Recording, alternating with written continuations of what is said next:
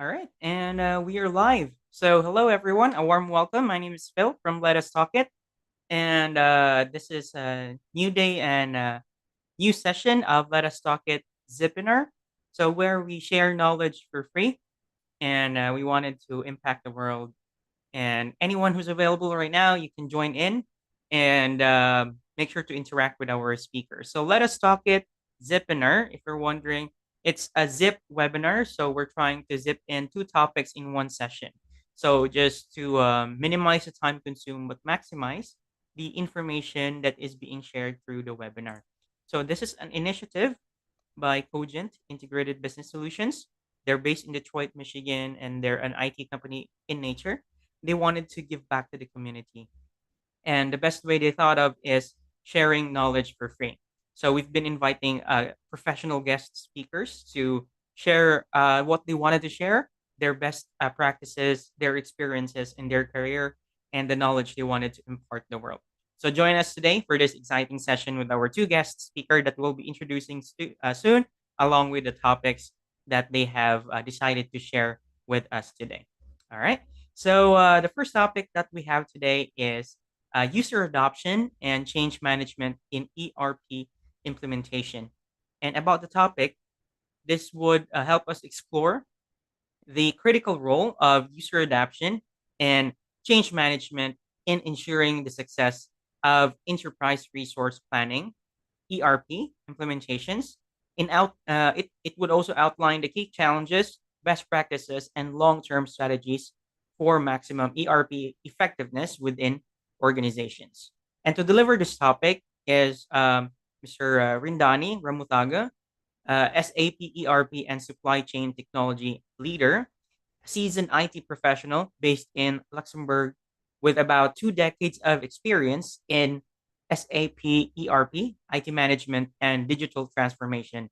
And Rindani brings a wealth of knowledge in areas like supply chain, manufacturing, and IT strategy, backed with certification in SAP SCM, business analysis, and agile methodologies. And without further ado, please help me welcome Mr. Rindani Ramutaga for the first topic for today. Hello, sir. How are you? Hi, Phil. All good. How you doing? Yes, I'm good as well. Thank you for asking. And we're excited to hear about the topic you wish to share with us today in Let Us Talk It Zipinar. So please go ahead. Okay, perfect. Please just excuse my voice. Somehow overnight a frog caught me. So yeah. Yes. Okay. Just waiting for it to load. Can you see it on your side? Yes, it is now. Okay, perfect.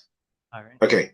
Um, so we can proceed. So user adoption and change management in ERP implementations.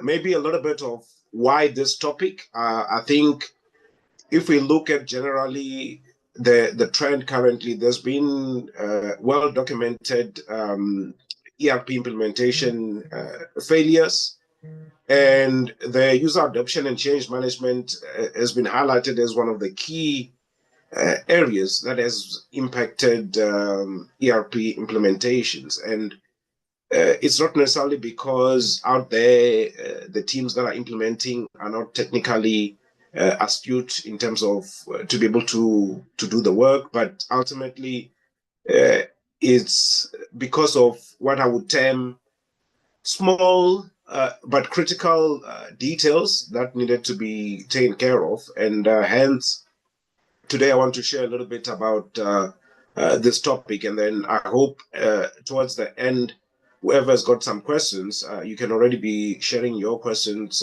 currently, but we can take your questions at the end.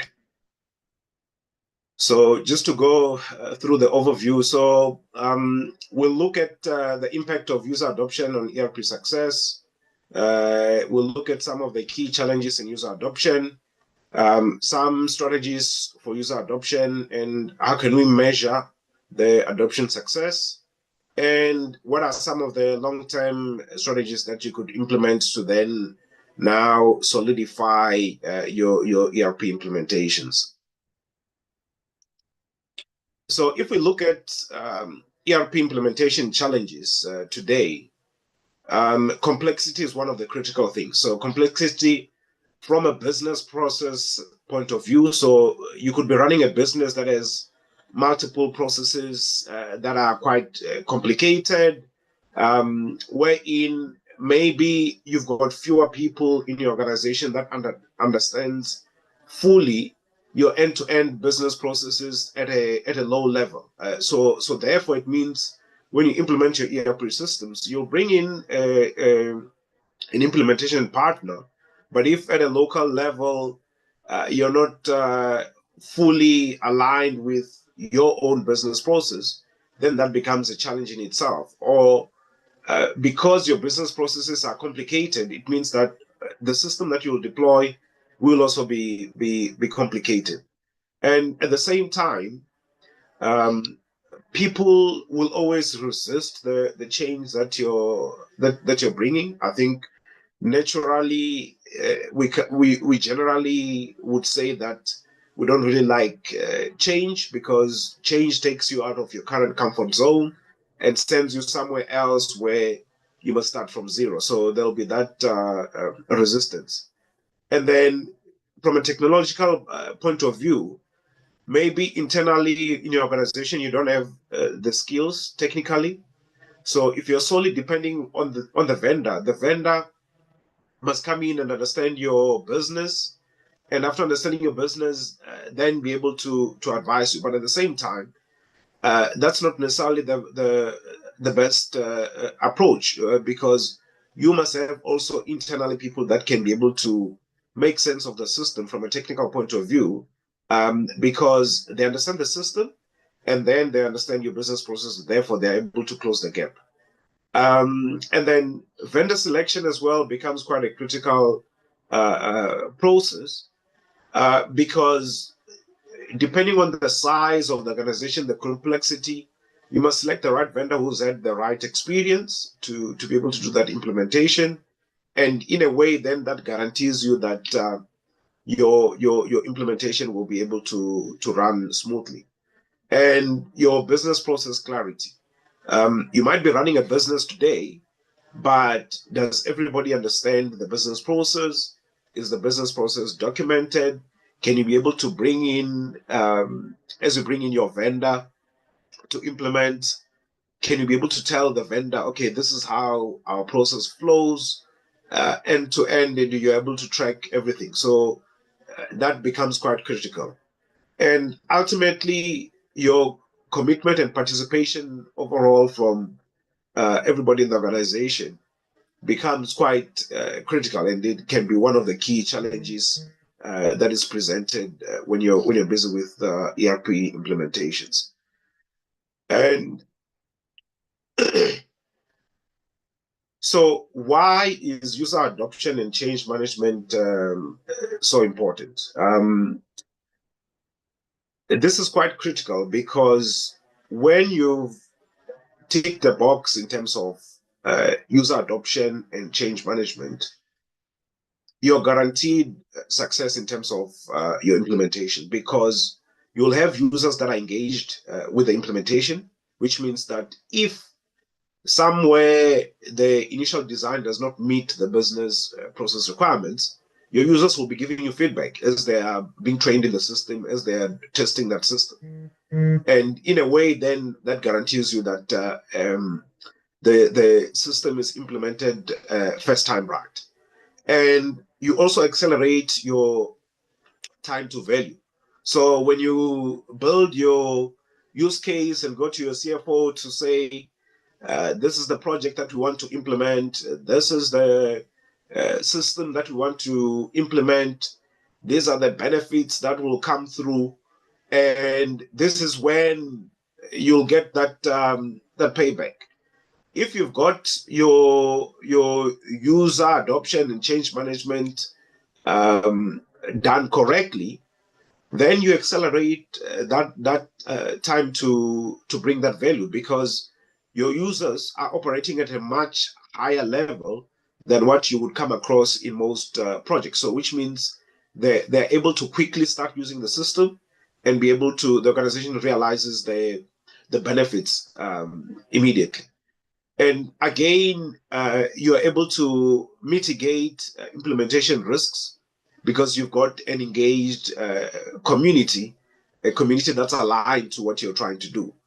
And your long-term benefits are also enhanced because generally what happens with this ERP implementations, if it goes smoothly at the time of implementation, then your users are fully on board and they love working with this new system. But if something goes wrong, then you've got a user community that is not interested in using the system.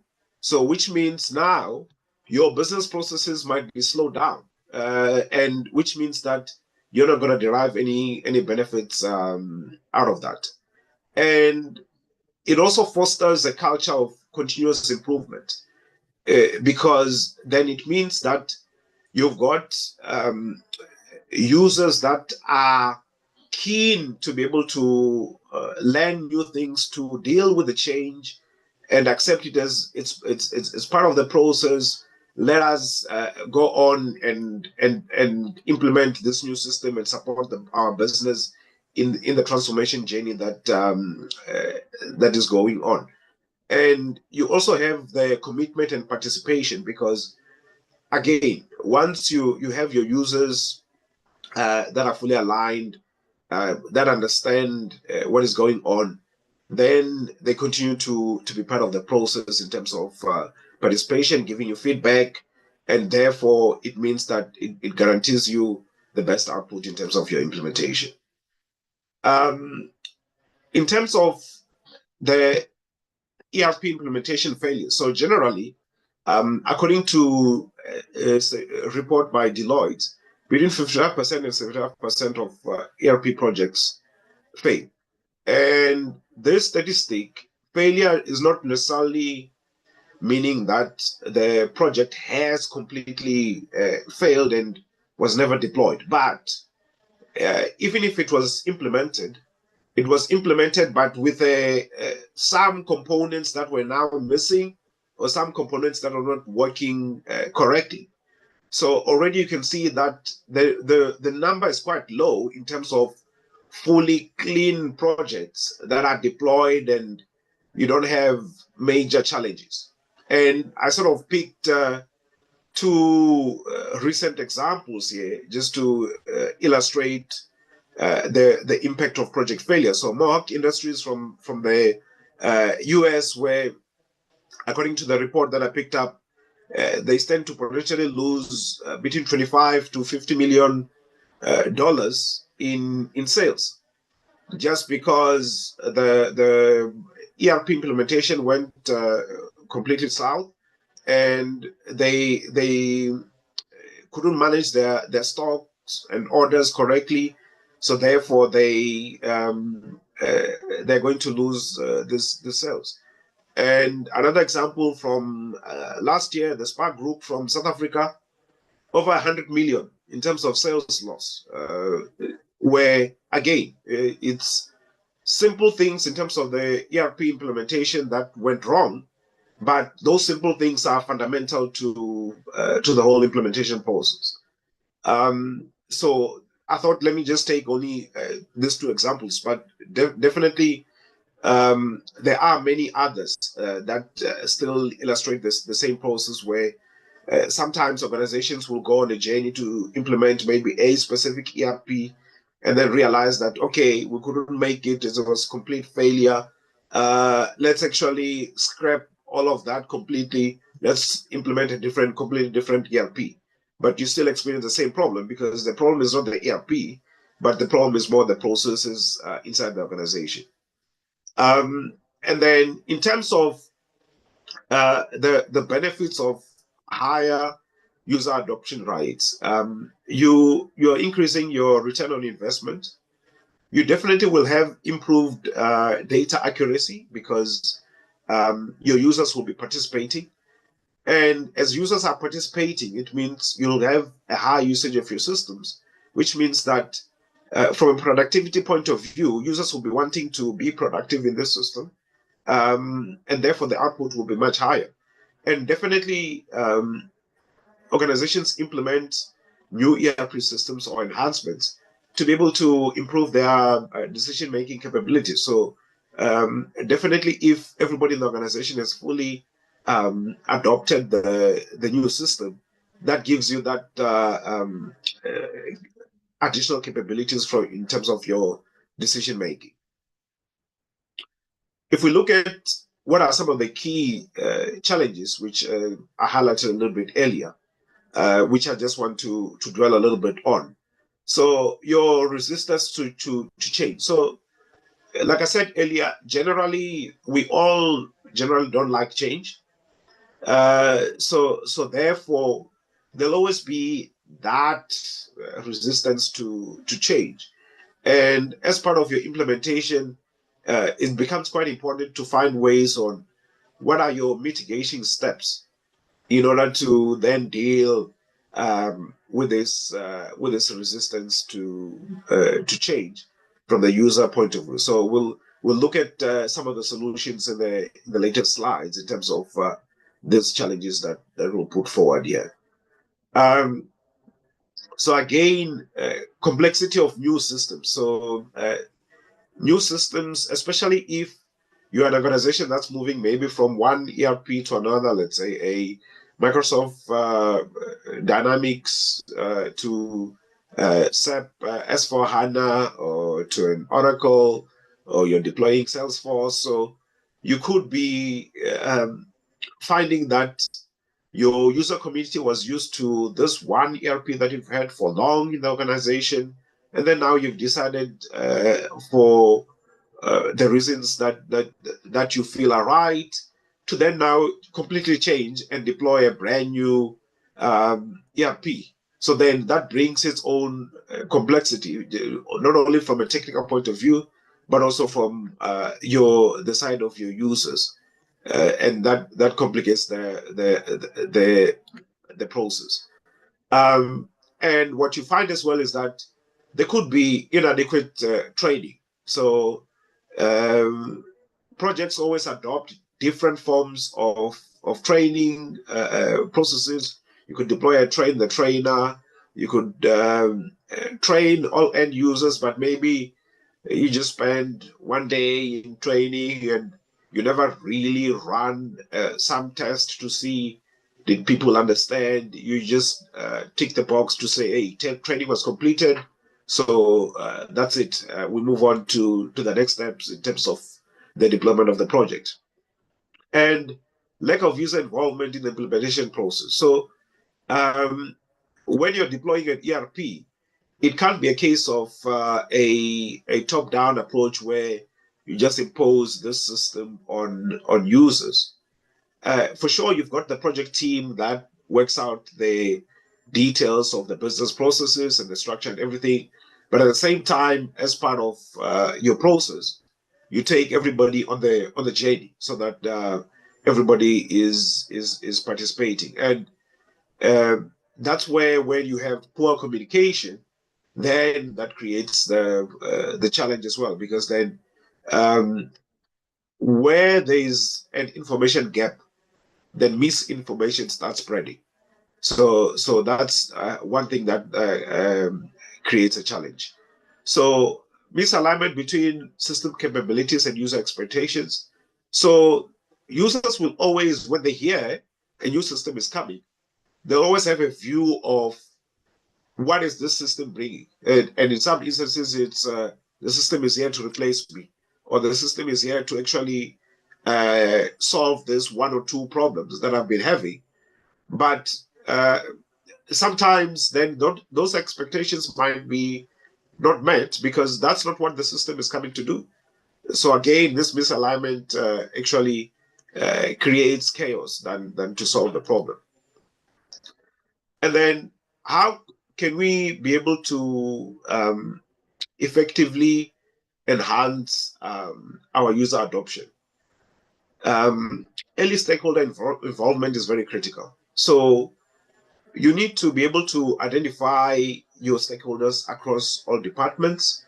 You need to be able to have them as your representatives or an extension of your project team into the department so that your project is spoken about even outside of the formal project feedback sessions.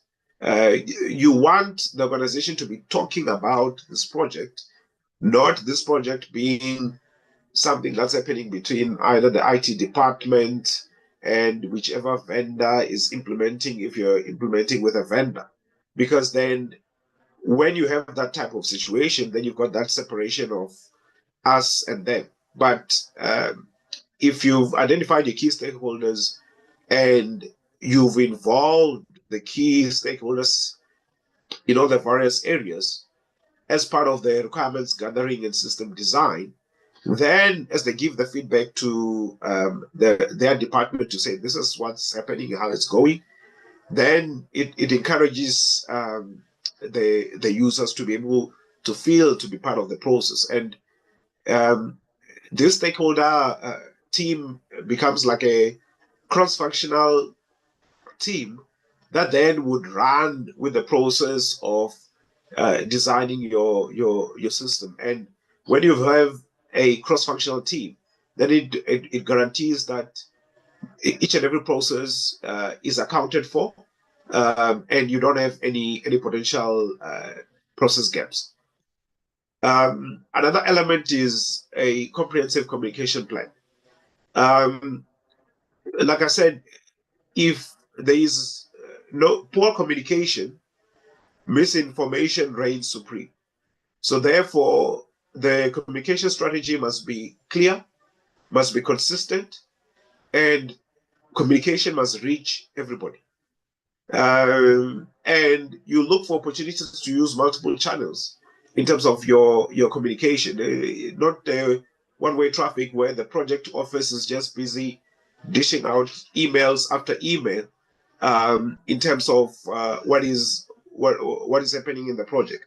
There must be a multi-channel strategy in terms of your communication so that as far as possible, you're keeping this thing real in front of each and every user. And communicating the why is very critical because if the user is aligned with why are we doing this, then you have them on your side. But if they have to speculate on why are we doing this, this is when they speculate in the incorrect way because some of it may be looked at as, okay, this system is being deployed to now replace me. They're trying to downsize and move on. And therefore, you need to also address your misconceptions that may exist and continue to share success stories and quick wins. So uh, as you share success stories, it doesn't mean because you haven't deployed the project, there are no success stories. And then tailoring your training programs. Again, here, your training programs should be on the basis of what is the needs of the organization. It's not a one size fits all way because we've done this training in this way previously, then we continued in the same way. So you must look for various ways of training, whether are you using classroom, are you deploying some e-learning, are you maybe supporting some users at a one-on-one level, and then are you assessing the levels of how are those users doing? So that becomes quite critical.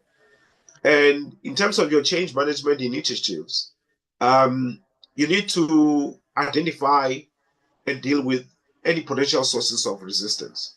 So again, if you don't have or are not aligned fully with your stakeholder community, you're not going to find out about these potential sources of resistance. So again, you leverage your change champions within the organization to be able to really get the right feedback and push the correct message from an implementation point of view. And usually, as you deploy a new project, you have a rewards and recognition program where you reward user participation, because ultimately, who doesn't want to win? So as you put together this rewards and recognition program, that again another element to drive involvement, and then you also give the necessary support for the users during the transition so that they are better equipped. And then how do you measure whether your user adoption was a success or not? So you could set up some KPIs that you're tracking in terms of overall your project. And some of the user adoption metrics could look at simple things like as you deploy your system or as you're busy with your testing, are users logging in? What's the frequency of logging in? What transactions are they running? Um, and as you've deployed the system, are you seeing any improvement in terms of productivity? So if if you have upfront set up the KPIs, then it gives you the opportunity to be able to track that. And at the same time, as you go through the project journey, you continue to send out surveys to the users in terms of their levels of satisfaction. Look for what opportunities can the project team improve, and in a way, you're also looking to reduce the errors that the users might be making, and in the end, you save time on key processes, because as you measure, then you're able to see and improve. And from a long-term perspective, um, the benefits are that you bring in continuous improvement based on the feedback that you receive from a user community. Because once you've got a user community that has gone through a process of a highly engaged project, then you continuously run programs that keeps them engaged, and you create a continuous feedback loop. And at the same time, system enhancements will always come through. So therefore, regular refresher trainings are necessary. That's why you must be looking at how are the users using the system currently? Do we need to intervene and give them some additional training? And ongoing communications about as enhancements come in to say, okay, this enhancement is coming. These are the benefits that it brings, and how do your users engage with it? And another thing is to establish a center of excellence for ERP support. So that also makes your support process to be quite robust. And then you've got your users that feel that they're highly supported. And again, knowledge sharing amongst the users that creates that opportunity that if I'm sharing knowledge with somebody else, then it means I must understand what's going on first. So that improves what the users are doing.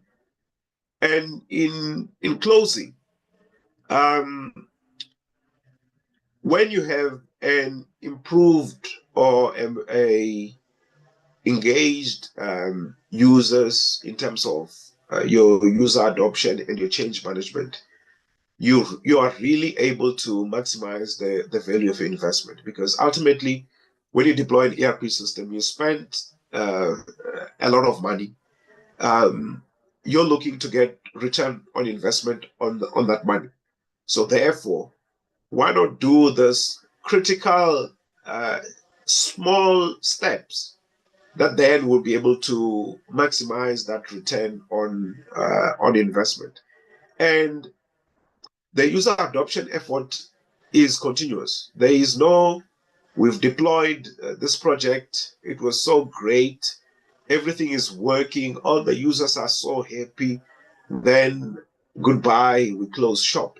But it has to be a continuous process, because you have to keep your users engaged. Look for opportunity to enhance the system, look for opportunity to enhance the day-to-day business process of the end user. And you must always prioritize user adoption strategies in ERP implementations, because when you prioritize the strategies, then it gives you the opportunity to be successful in your implementation of your ERP systems. So that is my story for today. Thank you very much. Yeah, we can take any questions if there's any. Well, that was very insightful. Thank you so much, Rindani, for sharing um, such information into this platform. And yeah, thank you for actually joining Let Us Talk It today and willingly wanting to share such knowledge and experience that you have in ERP. And my key takeaway is that there's always complexity in new things. So like work communication should not be a primary issue because there's always change, right? Like updating and all that, especially with the new technology right now. So we are opening questions for from our attendees or from those who are watching live. And on LinkedIn, we have Romjan who said, "Hi, hello, thank you for watching." For those who are watching live, yes, you can type in your questions in the comment section so we can put it or like we can send it to our guest speakers. All right. And so far, we don't have any questions just yet. But yes, greetings to those who are watching live. Let's see. And anything else like that you are currently working right now, sir? Yeah, so at this point in time, I'm not working on anything specific, but yeah, I'm more looking for opportunities to be part of ERP implementations. So there isn't anything specific, but more looking to for future opportunities to work on ERP implementations. Yeah. All right then. Okay. And if in case anything comes up into your mind, you wanted to connect with Sir Rindani, here on the screen, shown contact information and a QR code. In case you missed this live session, the recorded session will be uploaded on the social media platforms of Let Us Talk It, which is on YouTube, on LinkedIn, and on Facebook. So you can just go back to the video, find this contact information, and connect to our guest speaker to get your queries addressed. All right. So just check here one more time, and yeah, there are no questions so far as of the moment. So it's very crystal, Durandani. So we'll just let you know if any Perfect. questions come up on the comments. We'll paste it in the Zoom chat messages. All right. Thank you so much for having the first topic today. And yeah, we'll be moving to the Okay. second topic that we have. All right. All right, perfect. So, again, for those who are still watching, please stay put. We have the next topic that we will be introducing today. And the second topic is leadership and personal growth. So, exploring how resilience, adaptability, and mindset shifts can transform challenges into opportunities for personal and professional growth. And to speak with this topic is a multidisciplinary artist, writer, and speaker, passionate about creativity and healing, and explores emotional well being through art, poetry, storytelling, and clothes design, and that's inspiring others to use creativity for growth and empowerment. And to introduce our second speaker today, we have Grace Maikonge, and behind her is her additional art piece. So let's welcome her. And yes, feel free to open your mic, Grace. We are excited to hear about your topic.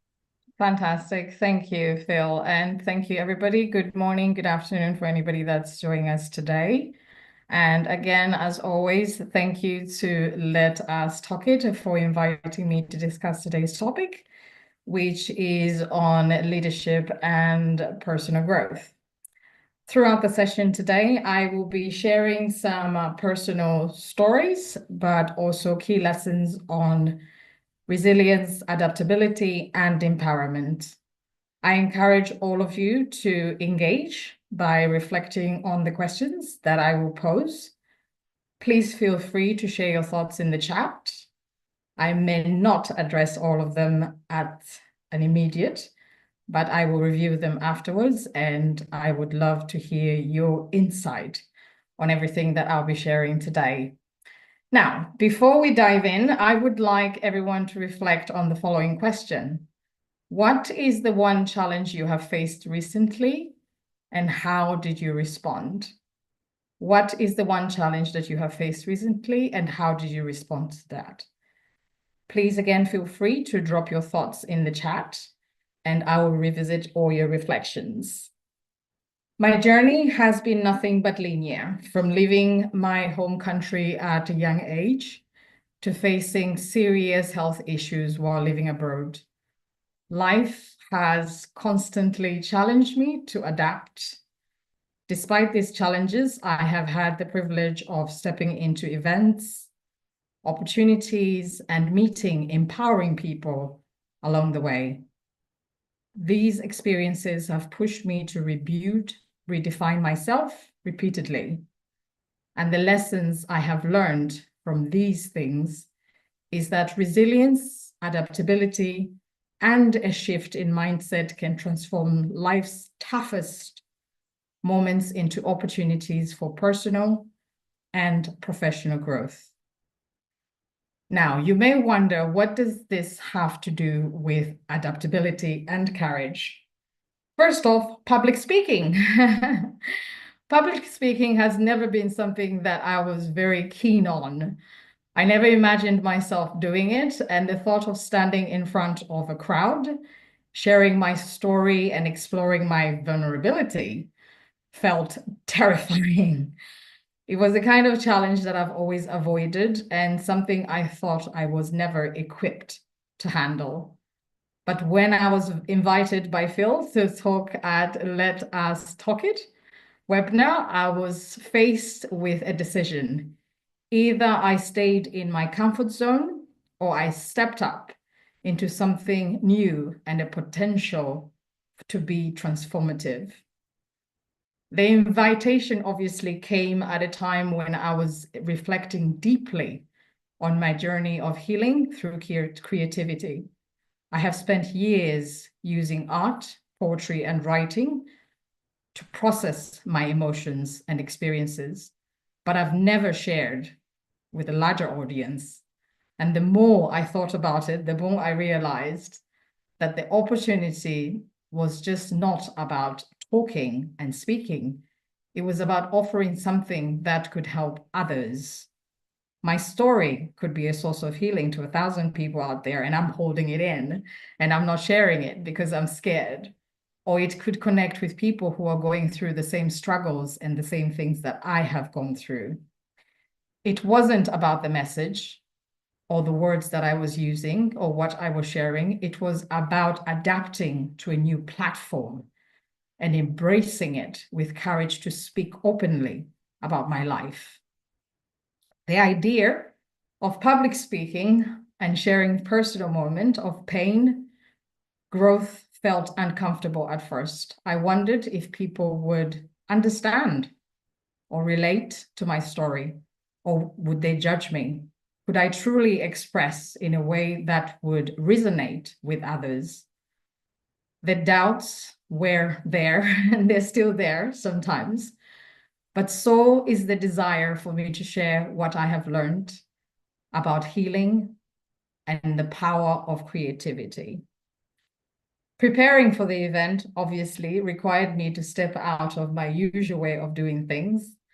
I wasn't just writing or creating in my own space. I was preparing to share something raw, real to an audience. I practiced not only on the context and my speech, but also on the courage to be vulnerable in front of others. I learned to embrace the nerves, which I'm still feeling today, and the discomfort of knowing that it was all part of the process.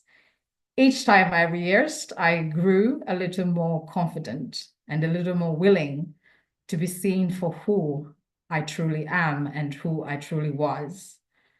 When the day came from the webinar, I realized that it wasn't just about delivering a perfect presentation. And if anyone has seen the first presentation I did with Let's Talk English, It was raw, it was imperfect, but I enjoyed it. It was about being present and authentic, and I had to let go of the fear of judgment and trust that my story had value. The more I spoke, the more I felt the audience engagement, even if I couldn't see them or see some of the questions.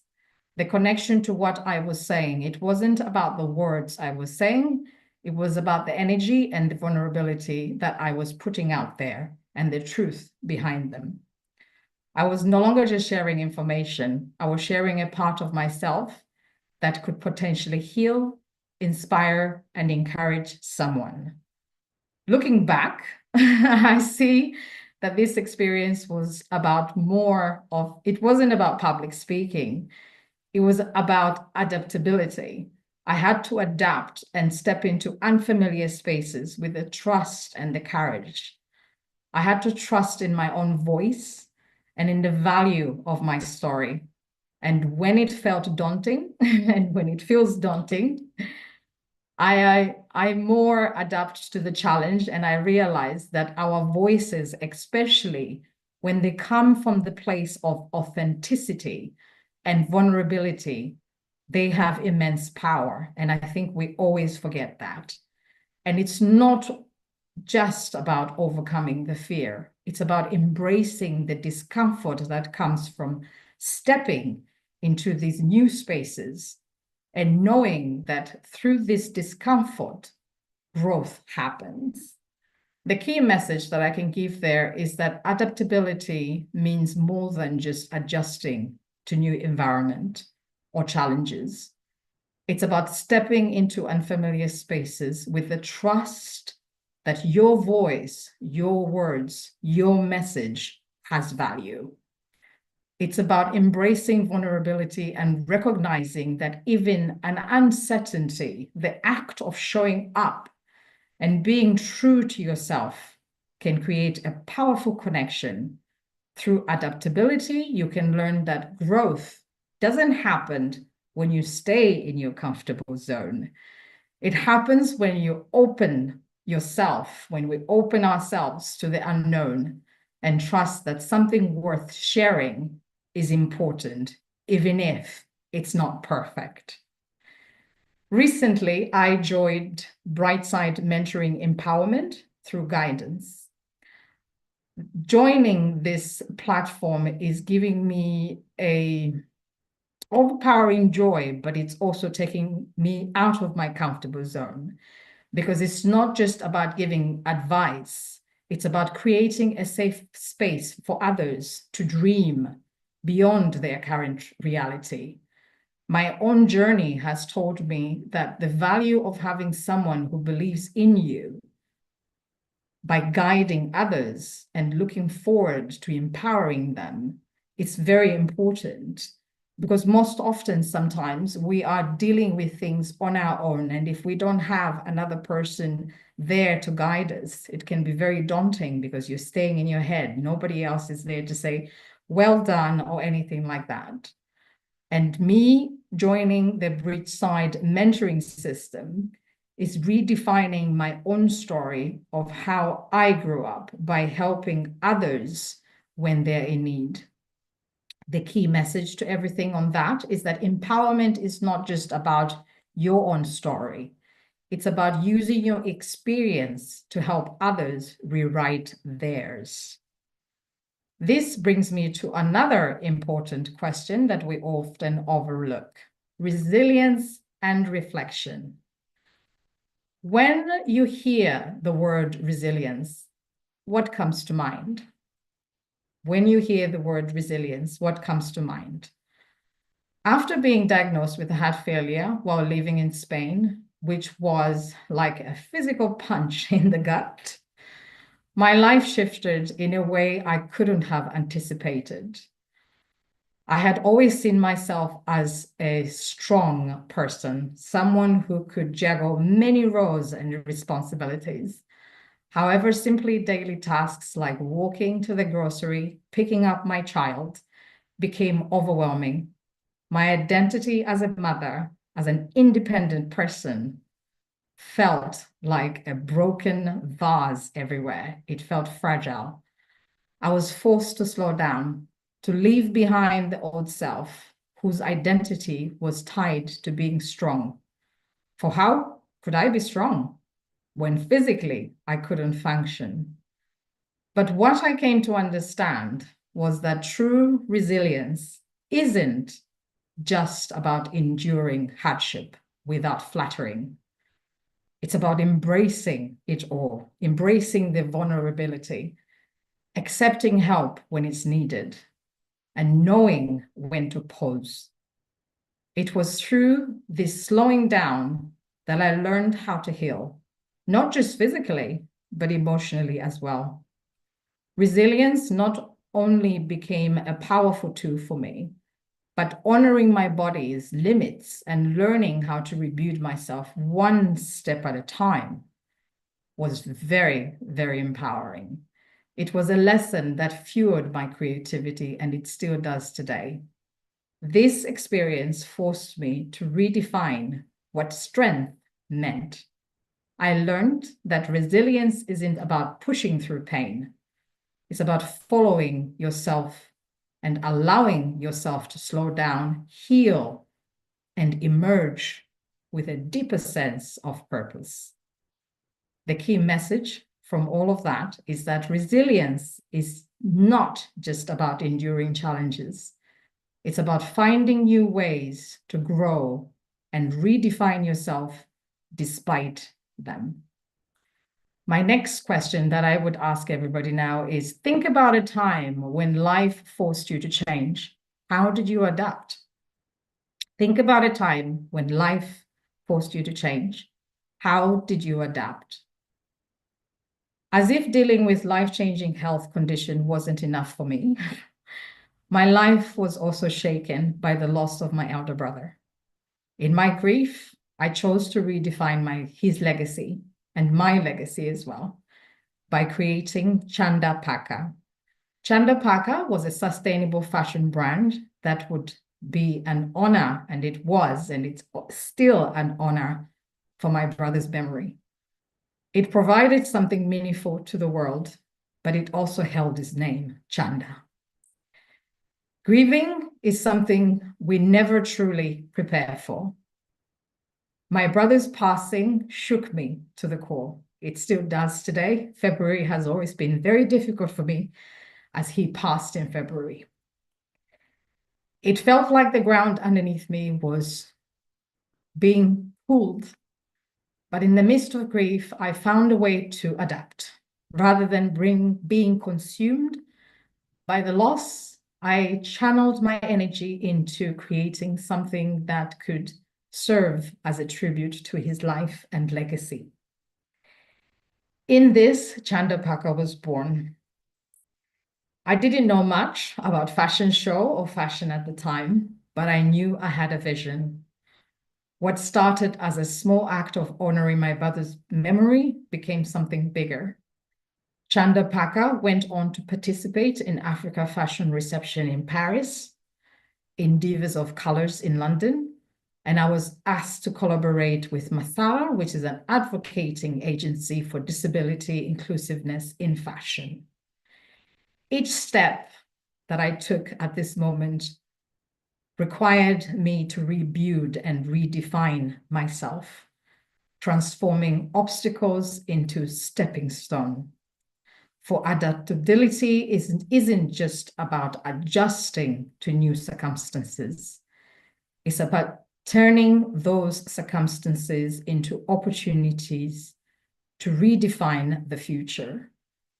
It's about harnessing creativity as a tool for healing and impact. And the key message in that is that adaptability is about being open to new possibilities and using change as a cluster for personal growth. In all of this, as we travel, we find that we navigate isolation in friendship, in family, and everything, and in self-worth. For years, I have felt a sense of isolation when it comes to my creative work. Despite sharing my projects and my dreams, I rarely received the support I hoped from family or friends. Sometimes I felt like it would have been better if I stopped, but instead I chose to keep on creating because everything that I created mattered. That decision has allowed me to build a body of work that reflects who I am. For resilience means continuing to show up for yourself when external support is lacking.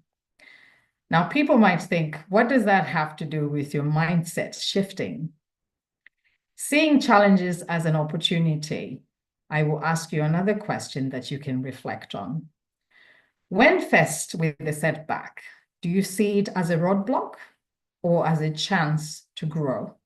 When you are faced with a setback, do you see it as a roadblock or as a chance to grow?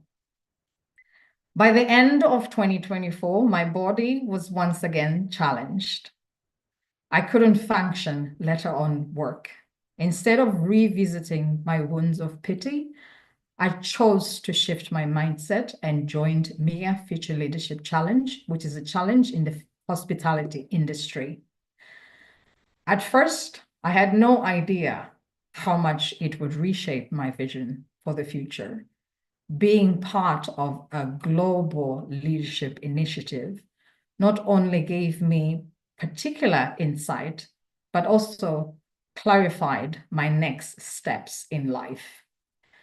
The experience has reinforced that adaptability isn't just about reacting, it's about redefining yourself to meet new possibilities head on. It allowed me to reflect on my path and open new doors to new opportunities. Because what MIA Leadership Challenge does is it empowers students in hospitality to challenge themselves, to think about ways that they can improve the hospitality industry, and to see 127 students from 28 different universities in Africa come together as a community and empower each other through leadership was a big experience, but also very empowering for me as well. And the key message in that is that a shift in mindset transforms obstacles into stepping stone for personal and professional achievement, which brings me to another reflection question. How can you take control and redefine your story, the story that you've grown up on?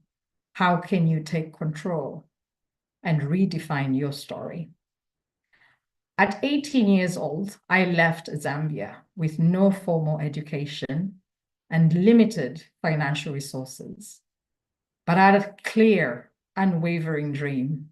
My dream was so vivid that sometimes when my mother remembers, she still reminds me. My dream was clear and unwavering. I had to get education and build a better future for myself. I knew that education would be my pathway out of my circumstances, but I had no idea how I would make it happen. One day, I met someone who saw potential in me, someone who understood the value of education and believed in giving others the opportunity they deserve. This person offered to sponsor my education, believing in my potential and wanting to see me succeed.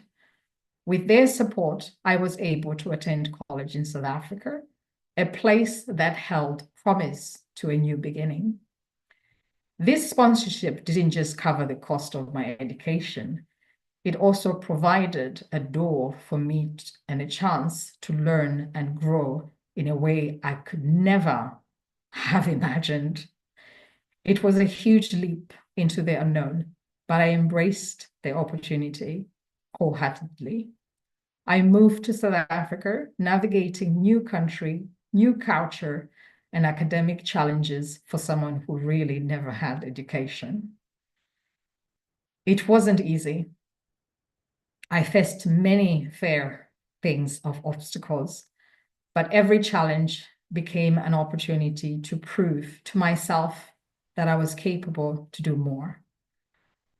Along with the scholarship and the sponsorship for my education, I also had to work hard to make ends meet.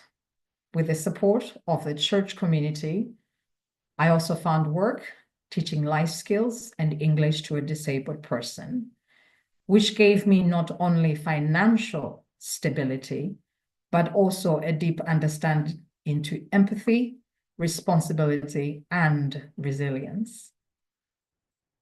I was balancing work and studies, but I was also learning how to adapt, how to persevere, and how to take control of my future and rewrite it in a way that I wanted it to be.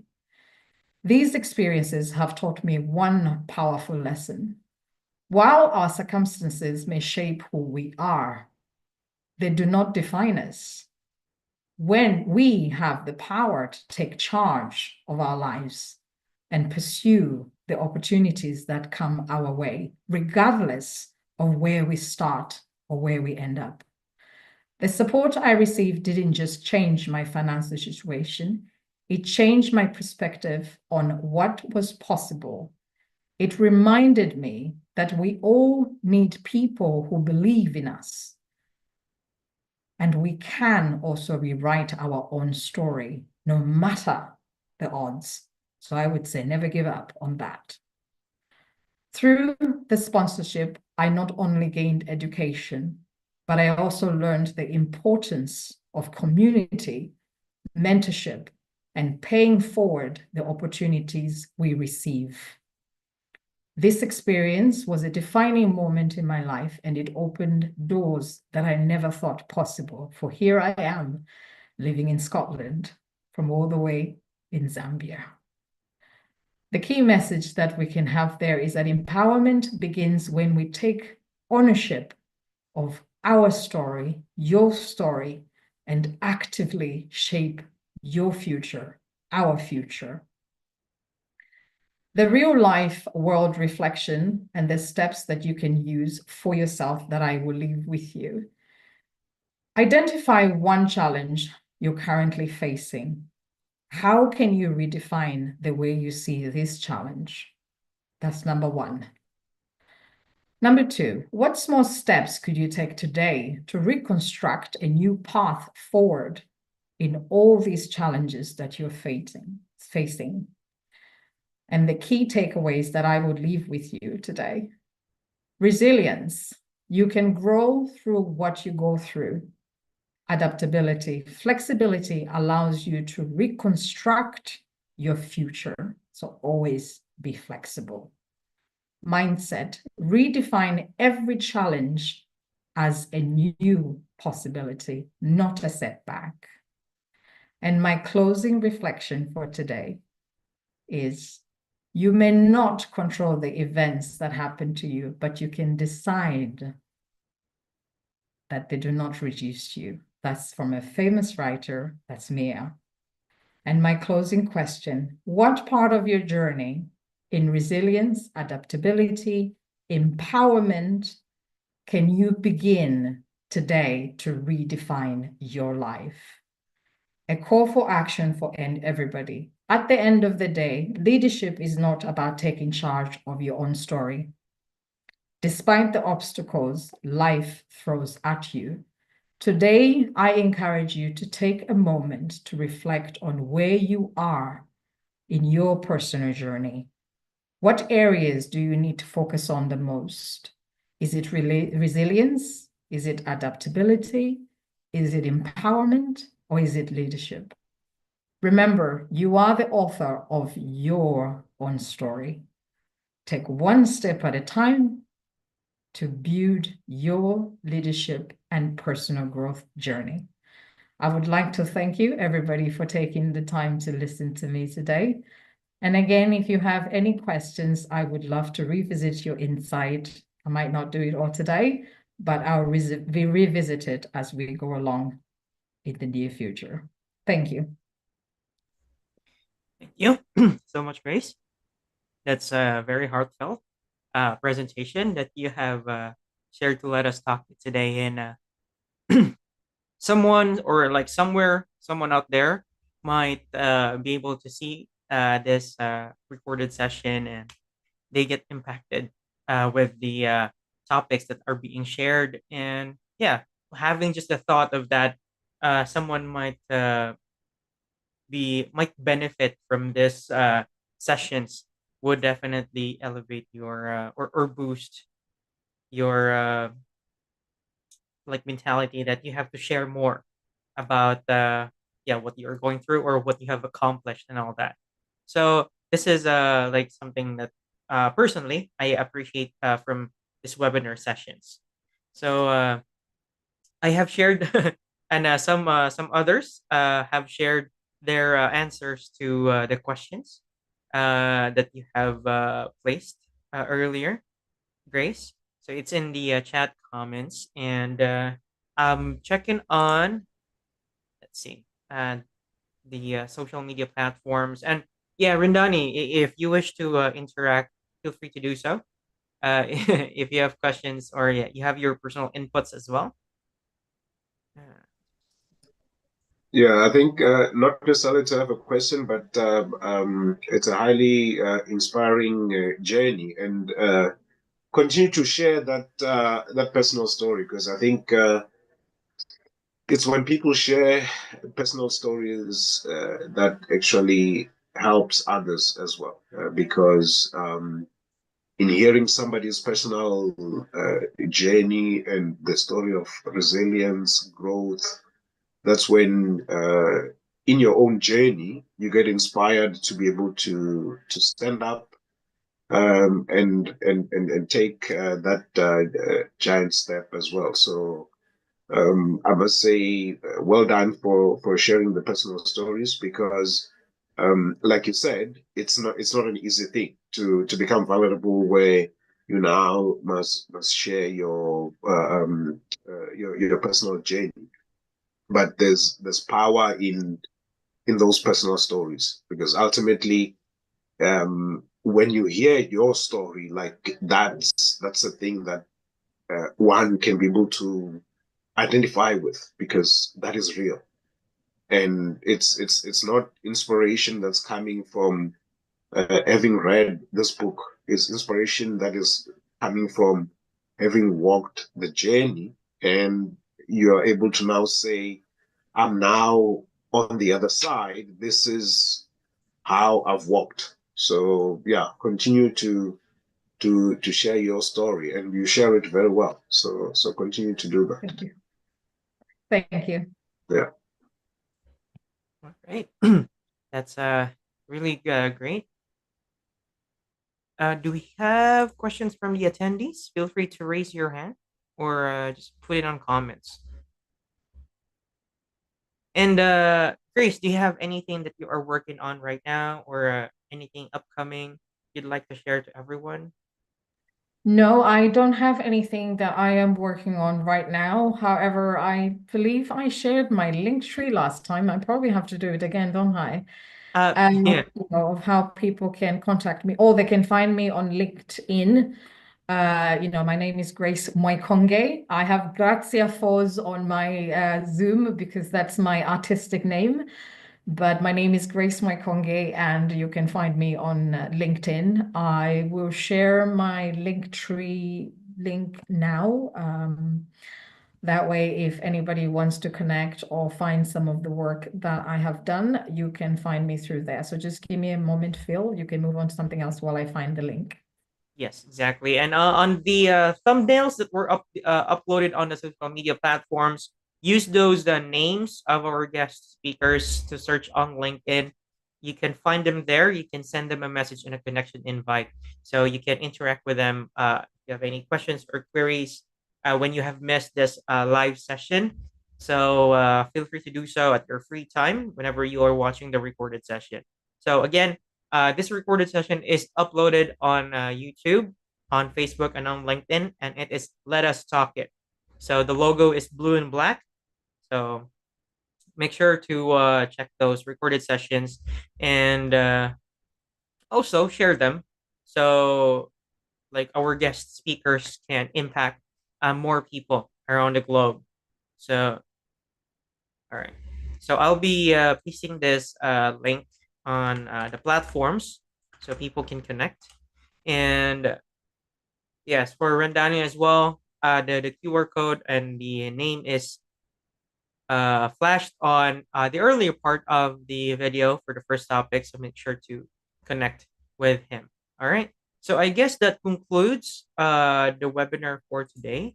And I would like to send my personal thanks and appreciation to our guest speakers who have willingly joined in today's session and really eager to share their expertise, their knowledge, and most importantly, their personal experiences. So, because we believe in LetUsTalkIt information, or you can just search it on any social browsers and all that, even on AI platforms, you can get your answer.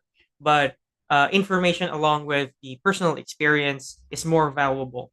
So join us in our LetUsTalkIt Zipinars. You can be attendees or you can become guest speakers. You are very welcome.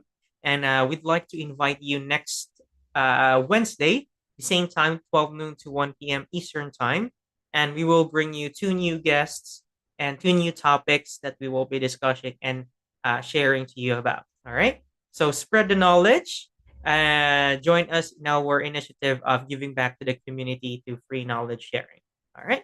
So I guess that is everything. Thank you again, Rindani and Grace. Thank you so much for joining in today as guest speakers. And yeah, definitely we will send you communications for future like guest speaking and other sessions definitely. And also, if in case you have something that you really wanted to share to everyone, let us know. We can arrange a schedule and we would have it best fit. All right.